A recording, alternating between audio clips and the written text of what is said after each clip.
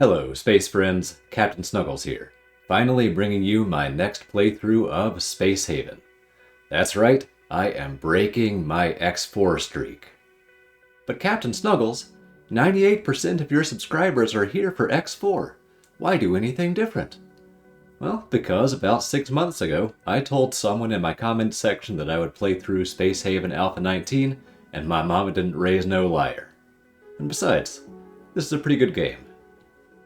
Space Haven is an early access spaceship colony sim in which you take charge of a ragtag crew who leave post-apocalyptic Earth in search of a new homeworld, optimistically called Eden. This game is defined by its hard sci-fi mechanics and by its glacially slow pace. Even something as simple as growing food requires days of research. Once you've done the research, you need the resources to build the required facilities, which means spending even more time mining asteroids for ore, salvaging derelict ships for scrap, and then processing the ore and scrap into usable building materials. You have to fight robots and aliens for control of the derelicts, which requires a methodical room-by-room dungeon crawl to clear out the baddies. And during all this time, you have to manage your mothership, adjusting gas balances to create a breathable atmosphere, managing nutrition to provide balanced meals, recycling those meals after they're pooped back out, creating comfortable living quarters, expanding your hull, defending against asteroid impacts and rogue bots and alien infestations and pirates, and frantically repairing the damage when your defenses inevitably get breached. It is a lot. Even Space Haven struggles with how complex Space Haven is. The AI and the UI frequently feel unpolished, not up to the task of managing all these interconnected systems at once. Nevertheless, if you enjoy crunchy, tactical, hard sci-fi gameplay, there is a lot to appreciate about Space Haven. For this run, I chose the abandoned mining station starting scenario. Our ragtag crew has gained access to an asteroid base, which they're using as a shipyard. We get some nice equipment right off the bat, but we have to build our ship entirely from scratch, and none of the equipment can come with us when we leave. My strategy here was to drain every possible drop of utility from this starting system before moving on. I mined every available resource, converted it all into building materials, and made myself a good-sized hull. I also had a research lab going almost the entire time, which let me acquire some decent technologies before making the first jump into the cold, cruel universe. In this scenario, you get 6 random crew members. My starting 6 are Annabelle, the iron-stomached welder, Bertram, the spacefaring lab technician, Declan, the antisocial navigator, Delbert, the hard-working fighter pilot, Hermione, the heroic blacksmith, and Lucretia, the charming brewmaster. This is a very slow starting scenario, but it's probably the easiest one if you already know how the game works. I chose it because it let me fully customize my starting ship, whereas in the other scenarios you're somewhat restricted by the footprint of your pre-existing ship. The reason that customization was important to me is that I have a vision for this run. In my last run, I built a battleship. This time, I want to build a supercarrier. It's going to be a sprawling ship with relatively few guns, but a lot of fighters. It will have a large crew to man the fighters, to run all the associated industry, and produce food. That large crew requirement works well with my other goal for the ship, which is that it will have a humanitarian mission. If we encounter a person in need, we'll help them. If anyone requests a hospital bed, they'll get one, which means we'll also need doctors and a large hospital wing. The reason I've set this humanitarian requirement is because I'm once again raising money for sick kids through the Extra Life Gaming Charity Program.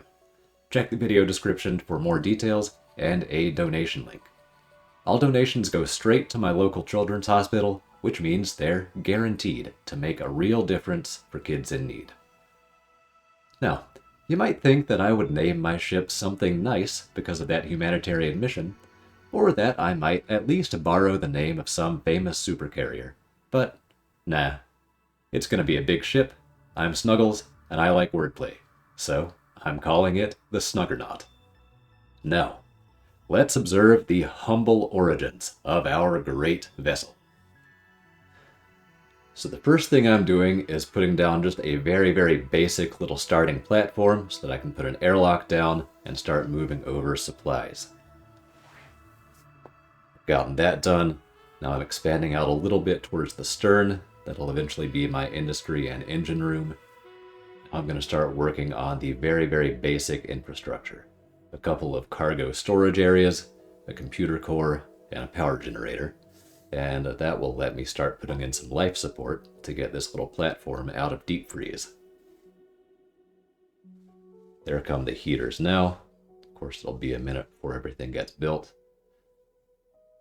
Also dropped down a basic tool bench and some water production. I realized I got my priorities a little bit backwards, so I switched the water out for oxygen production so that my crew can hopefully move around in here with their spacesuits off, which will make them a whole lot more efficient, as will those lights I'm putting down. Now, with those very basics out of the way, I'm expanding a little bit back to start to build out some room to put the engines in, and expanding forward as well to give myself some room to put living quarters in. You might notice that the blueprint I'm working with is a little bit odd. It has these two big indentations, sort of like a capital I.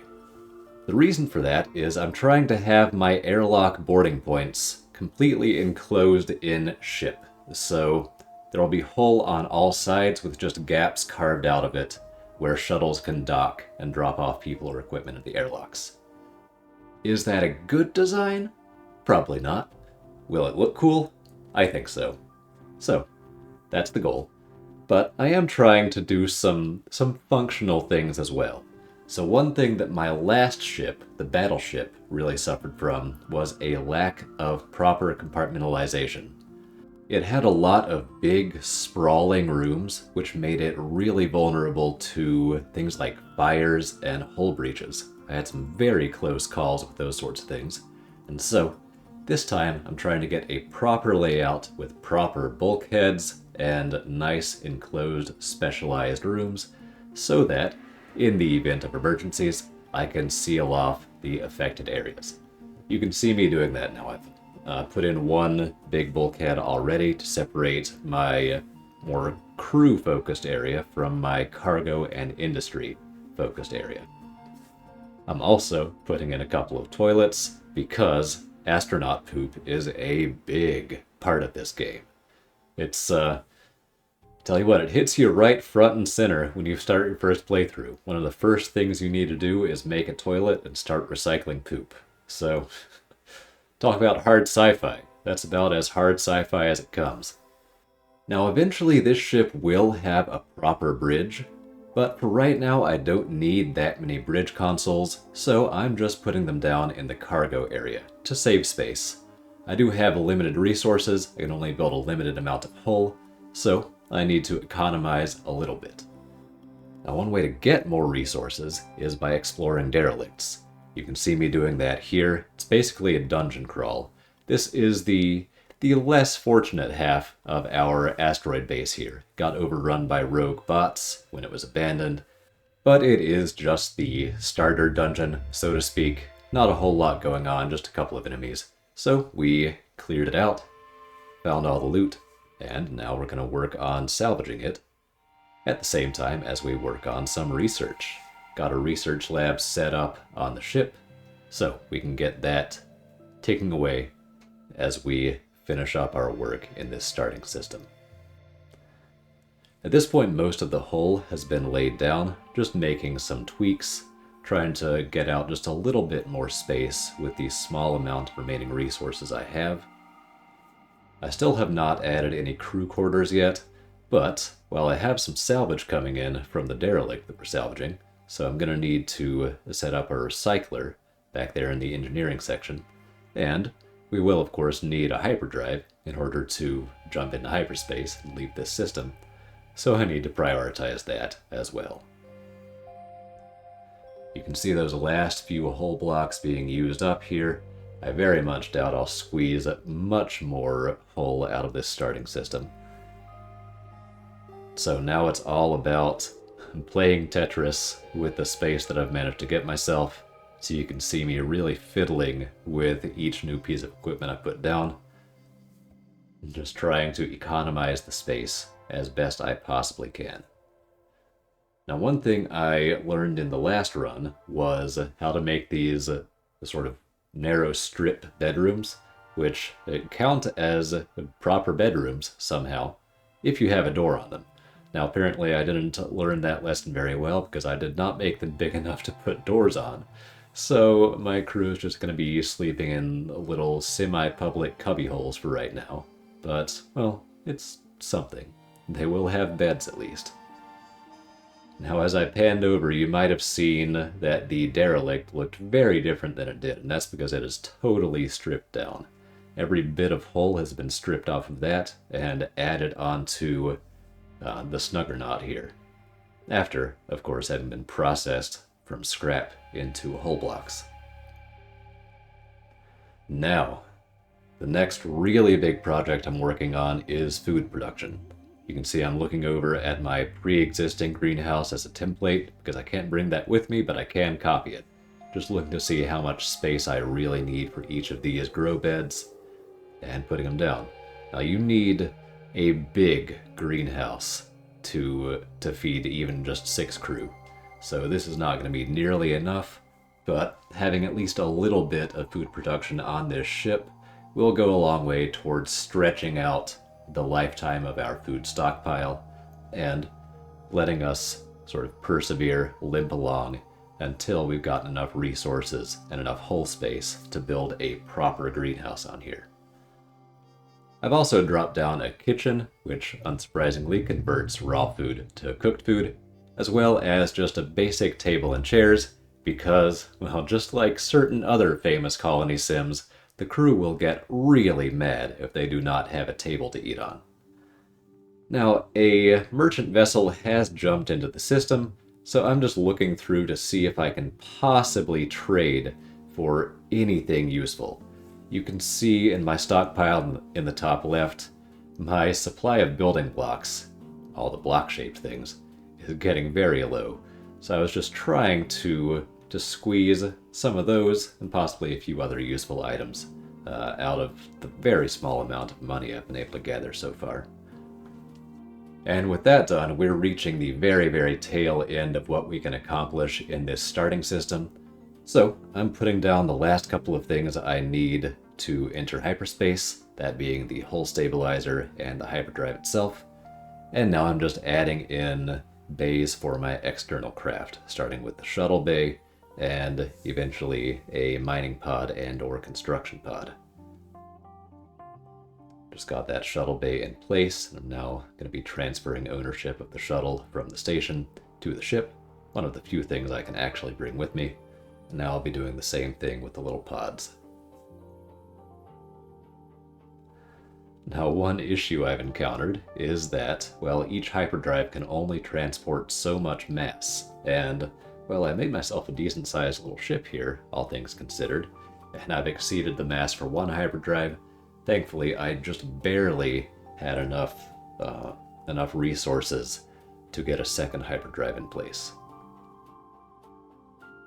And with that, we're starting to look pretty good. Now, it's just a matter of salvaging everything I possibly can from the station, as well as making one last trade. Again, just stocking up as best I possibly can for the grueling voyage that's coming right up. So I'm putting down some extra storage to transfer as much over from the station as I can, renaming the ship, christening it the Snuggernaut in preparation for this voyage, and spending up my last few hull blocks just to expand the hull out a little bit more and fit in a few more bits of equipment. The most important of which is the point defense turret, which will attempt to shoot down incoming asteroids and projectiles and a few other things, giving me just a little bit of protection against the terrors of the void. Now, things are starting to break down on my station, so we need to get out of here. Unfortunately, things are breaking down on my ship too, Both of my bow heaters have broken down at once, which means the bow has gone into deep freeze and all my plants have died, in addition to a little bit of damage being taken on some of the equipment. So that's a pretty inauspicious start. Already putting us in a little bit of a food crisis, as if we weren't already. So I'm not too happy about that. Hopefully that gets the bad luck out of the way, and it'll be smooth sailing from here, but something tells me that won't be the case. Because of that little oopsie, I've decided to commit some of my last remaining resources to putting down more grow beds and committing some of my research efforts to botany, figuring that, well, we're going to need to deal with this food situation sooner rather than later. And with that, I'm transferring my crew over and getting ready to make the first jump. So, here is what we have ended up with. The bow of the ship is the crew area with food, restrooms, and beds, and the crew sleeping peacefully, resting up for the journey ahead. Just aft, we have what's really a multi-purpose room for now, but which will eventually be the cargo hold right in the central corridor here. Also has our bridge equipment and our research lab for right now. Then the engine room and industrial area, sort of the engineering section, if you will, right at the aft.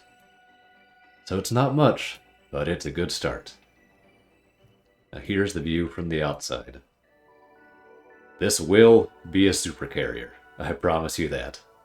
For right now, it's just a little flying eye with no shields, a 90% stable hull, and a single point defense turret, ready to jump out and face the terrors of the void. So, let's make it happen. Let's charge up the hyperdrive and get out of here. We're going to see our antisocial navigator, head to the navigation console, charge up the drives, and get ready for jump. And that's going to be it for this episode. I will see you all on the far side of this jump. Thanks for watching.